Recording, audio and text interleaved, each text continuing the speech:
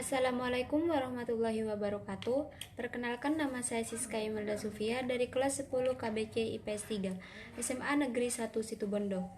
Pada video kali ini saya akan menjelaskan mengenai materi bab 5 kelas 10 tentang integrasi nasional dalam bingkai Bhinneka Tunggal Ika.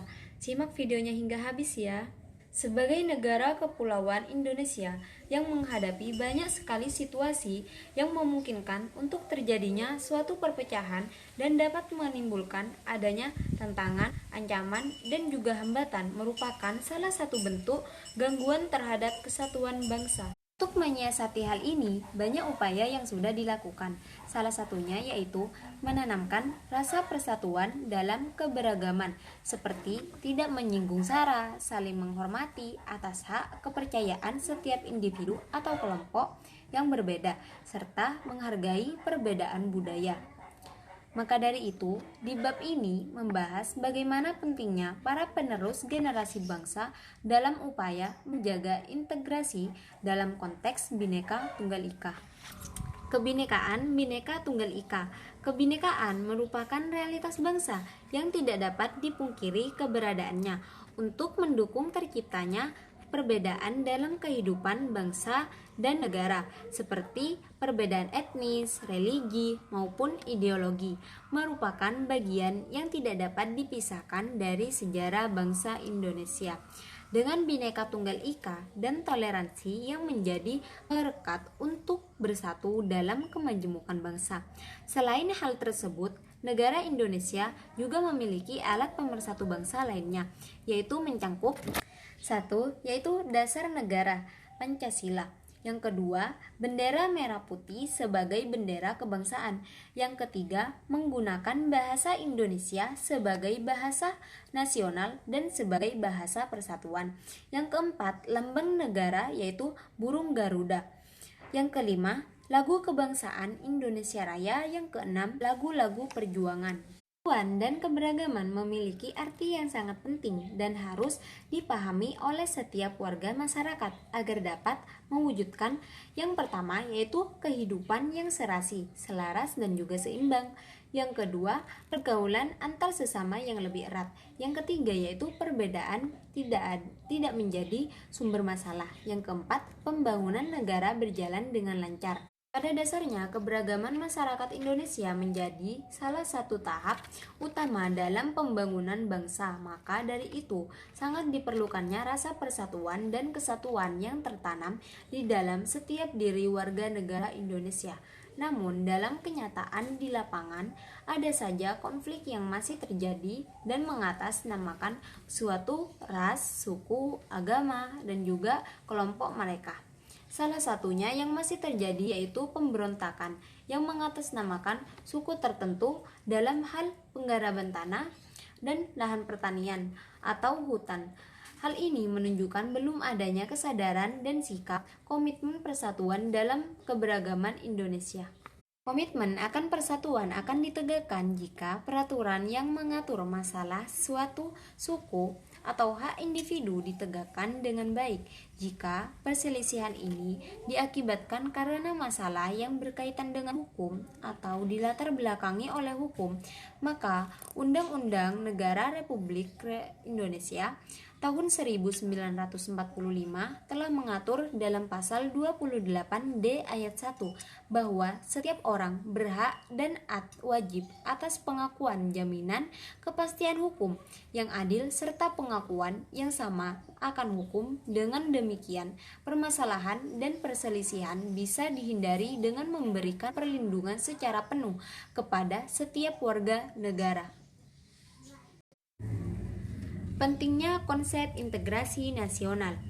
Pengertian integrasi nasional. Integrasi nasional berasal dari dua kata, yaitu integrasi dan nasional. Integrasi berasal dari bahasa Inggris, yaitu integrate yang artinya menyatu padukan dan mempersatukan. Dalam Kamus Besar Bahasa Indonesia, integrasi artinya pembauran sehingga menjadi satu kesatuan yang bulat dan utuh. berasal dari bahasa Inggris yaitu nation yang artinya bangsa. Dalam Kamus Besar Bahasa Indonesia, integrasi nasional mempunyai arti secara politis dan secara antropologis. Secara politis yaitu berarti menyatukan berbagai kelompok budaya sosial dalam kesatuan wilayah nasional yang membentuk identitas nasional. Secara antropologis berarti proses penyesuaian antar unsur-unsur kebudayaan. Adalah pendapat para ahli tentang integrasi. Yang pertama yaitu Hawkswing. Beliau mengatakan integrasi bangsa berarti menyatukan bagian yang berbeda dari satu masyarakat menjadi satu kesatuan yang utuh, atau memadukan masyarakat kelompok kecil yang jumlah anggotanya lebih dari satu menjadi satu dengan kelompok yang lain dalam kesatuan bangsa, yaitu Meren Meida. Beliau mengatakan integrasi merujuk pada satu kesatuan berbagai kelompok sosial dan budaya ke dalam satu kesatuan wilayah dalam rangka pembentukan suatu identitas masyarakat nasional. Integrasi biasanya mengandalkan adanya suatu masyarakat yang secara etnis majemuk dan setiap kelompok masyarakat memiliki bahasa dan juga sifat-sifat kebudayaan yang berbeda. Itu Dr. Nazarudin. Beliau mengatakan integrasi nasional ini sebagai proses menyatupadukan suatu bangsa yang mencakup semua aspek kehidupan, yaitu aspek sosial, politik, ekonomi, dan juga aspek budaya. Integrasi juga meliputi aspek vertikal dan juga horizontal. Itu Sujati Jiwandono mengatakan integrasi nasional sebagai bagaimana cara kelestarian nasional dalam arti luas dapat didamaikan di mana hak menentukan diri sendiri. Hak tersebut perlu dibatasi pada suatu taraf tertentu. Bila tidak, persatuan nasional akan dibahayakan. Dari pendapat para ahli tadi dapat disimpulkan bahwa integrasi nasional bangsa Indonesia berarti hasrat dan kesadaran untuk bersatu sebagai suatu bangsa menjadi satu kesatuan bangsa secara resmi dan direalisasikan dalam satu kesepakatan nasional melalui Sumpah Pemuda pada tanggal 28 Oktober 1928, yaitu dengan syarat integrasi. Yang pertama, anggota masyarakat merasa mereka berhasil saling mengisi kebutuhan antara satu dan yang lainnya. Yang kedua, yaitu tercapainya kesepakatan bersama mengenai norma-norma dan nilai-nilai yang dijadikan pedoman. Yang ketiga, yaitu norma dan nilai-nilai sosial dijadikan aturan baku dalam melangsungkan proses integrasi sosial. Dalam Undang-Undang Dasar Republik Indonesia tahun 1945 disebutkan bahwa setiap warga negara memiliki hak dan kewajiban yang harus dilakukan dengan sebaik-baiknya. Faktor pembentukan integrasi nasional. Manusia hidup dalam realitas yang plural, dan ini juga dapat terjadi di masyarakat Indonesia yang majemuk. Masyarakat plural adalah berlatih bermata gada di mata pluralitas sebagai rahmat dan sebagai ancaman. Pemahaman pluralitas sendiri yaitu rahmat sebagai rahmat adalah keberanian untuk menerima perbedaan. Dengan demikian, kita perlu memahami dan mengetahui faktor-faktor penghambat integrasi nasional. Berikut ini adalah faktor-faktor tersebut. Pada poin pertama, faktor pembentukan integrasi nasional, yaitu 1. Adanya rasa senasib perjuangan yang diakibatkan oleh faktor sejarah. Yang kedua, yaitu adanya ideologi sosial yang tercermin dalam simbol negara, yaitu Garuda Pancasila dan semboyan Bhinneka Tunggal Ika. Yang ketiga, yaitu adanya tekad serta keinginan untuk bersatu di kalangan bangsa Indonesia, seperti yang dikatakan di dalam Sumpah Pemuda. Yang keempat, yaitu adanya ancaman dari luar yang menyebabkan munculnya rasa nasionalisme. Yang kelima, yaitu penggunaan bahasa Indonesia. Yang kedua, yaitu faktor penghambat integrasi nasional. Ada 4. Yang pertama yaitu kurangnya penghargaan terhadap kemajemukan yang bersifat heterogen. Yang kedua yaitu kurangnya toleransi akan golongan. Yang ketiga yaitu kurangnya kesadaran dari masyarakat Indonesia terhadap ancaman dan gangguan dari luar. Yang keempat, adanya ketidakpuasan akibat ketidakmerataan hasil-hasil pembangunan yang dilakukan oleh pemerintah. Tantangan dalam menjaga keutuhan negara kepulauan Republik Indonesia. Tantangan dalam lingkungan internal Indonesia adalah mengawal negara kepulauan Republik Indonesia agar tetap utuh dan bersatu. Di sisi lain, ancaman terhadap kedaulatan masih berpotensi, terutama yang membentuk konflik perbatasan seperti yang pertama yaitu pelanggaran wilayah, yang kedua yaitu gangguan keamanan maritim dan juga dirgantara, yang ketiga yaitu gangguan dan keamanan di wilayah perbatasan berupa pelintas batas secara ilegal, yang keempat yaitu kegiatan penyelundupan senjata dan bahan peledak.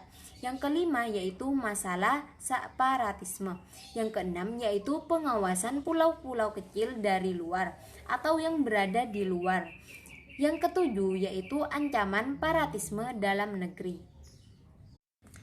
Tujuan nasional merupakan kepentingan nasional yang abadi dan menjadi acuan dalam meluruskan tujuan pertahanan negara dan ditempuh dengan 3 strata pendekatan.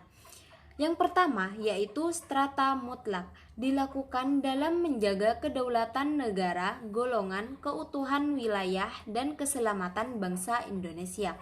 Yang kedua yaitu strata penting, dilakukan dalam menjaga kehidupan demokrasi, politik, dan ekonomi, keharmonisan hubungan antar suku, agama, ras, dan juga golongan, penghormatan hak asasi manusia, dan pembangunan yang berwawasan lingkungan hidup.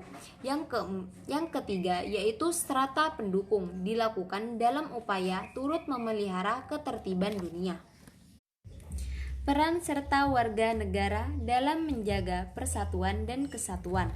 Yang pertama yaitu kesadaran warga negara. Kesadaran adalah sikap mawas diri sendiri sehingga dapat membedakan baik buruk, benar salah, dan juga layak atau tidak layaknya dalam berkata dan juga berperilaku terhadap orang lain. Yang kedua yaitu bela negara. Undang-Undang Negara Republik Indonesia tahun 1945 pasal 27 ayat 3 berisikan bahwa setiap warga negara berhak dan wajib ikut serta dalam upaya pembelaan negara. Menurut penjelasan Undang-Undang Dasar Negara Republik Indonesia tahun 2 Nomor 3 Pasal 9 Ayat 1 yaitu tentang pertahanan negara. Upaya bela negara merupakan salah satu sikap dan perilaku warga negara yang dijiwai oleh kecintaannya terhadap negara Republik Kesatuan Indonesia. Kesatuan Republik Indonesia tahun 1945 dalam menjamin kelangsungan hidup bangsa dan bernegara. Setiap warga negara yang baik sudah sepatutnya bila ikut serta dalam membela negara, dalam mewaspadai dan juga mengatasi dari macam-macam ancaman, tantangan, dan juga hambatan, gangguan terhadap negara kesatuan Republik Indonesia. Seperti para pahlawan yang rela berkorban demi kedaulatan dan kesatuan bangsa, maka ancaman, tantangan, hambatan, dan juga gangguan tersebut yang didapat dari dalam maupun dari luar negeri bukanlah hal yang patut untuk ditakuti. Adapun pengertiannya sebagai berikut. Yang pertama yaitu ancaman adalah usaha untuk mengubah kebijaksanaan yang sudah dilakukan secara konsepsional melalui tindak kriminal dan politis. Ancaman militer adalah ancaman yang menggunakan kekuatan bersenjata yang terorganisir dan dinilai memiliki kemampuan yang membahayakan kedaulatan, keutuhan wilayah, dan keselamatan segenap jiwa bangsa. Beberapa ancaman dari luar dan dari dalam negeri yaitu agresi, pelanggaran wilayah oleh negara lain, mata-mata, sabotase, dan aksi teror dari jaringan internasional. Yang kedua yaitu dari dalam negeri, pemberontakan bersenjata, konflik horizontal, aksi teror, sabotase, aksi kekerasan yang berbau sara, gerakan separatis, ataupun upaya permisahan diri untuk membuat negara baru, dan kerusakan lingkungan. Adapun ancaman non-militer merupakan ancaman yang tidak menggunakan senjata, tetapi jika dibiarkan dapat membahayakan kedaulatan negara, keutuhan wilayah, dan keselamatan segenap bangsa. Yang ketiga yaitu hambatan adalah usaha yang berasal dari diri sendiri yang bersifat atau bertujuan untuk melemahkan atau menghalangi secara tidak konsepsional. Yang keempat yaitu gangguan adalah hal atau usaha yang berasal dari luar bersifat atau bertujuan untuk melemahkan atau menghalangi secara tidak terkonsepsional atau tidak terarah. Dasar Hukum Bela Negara 1. Tetap MPR nomor 6 tahun 1973 tentang konsep wawasan Nusantara dan tentang Tentara Nasional. Kedua, Undang-Undang Negara Kepulauan Republik Indonesia nomor 29 tahun 1954 tentang pokok-pokok pahlawan dan rakyat. Yang ketiga yaitu Undang-Undang Negara Kepulauan Republik Indonesia Nomor 2 Tahun 1982 tentang ketentuan pokok ketahanan negara Republik Indonesia diubah oleh Undang-Undang Negara Kepulauan Republik Indonesia Tahun Nomor 1 Tahun 1988 Nomor 6 Tahun 2000 tentang pemisahan TNI dan juga Polri. Kesediaan warga negara untuk melakukan bela negara dalam Undang-Undang Negara Kepulauan Republik Indonesia Nomor 3 Tahun 2002 tentang pertahanan negara Pasal 9 Ayat 2 ditegaskan berbagai bentuk usaha pembelaan negara terbagi menjadi 4. Yang pertama yaitu ikut dalam pendidikan kewarganegaraan negara. Yang kedua yaitu ikut dalam pelatihan dasar militer. Yang ketiga yaitu pengabdian sebagai Tentara Nasional Indonesia. Yang keempat yaitu pengabdian sesuai dengan profesi. Demikianlah keseluruhan dari materi 5 kelas 10. Saya mohon maaf apabila ada kesalahan kata yang disengaja maupun yang tidak disengaja. Wassalamualaikum warahmatullahi wabarakatuh.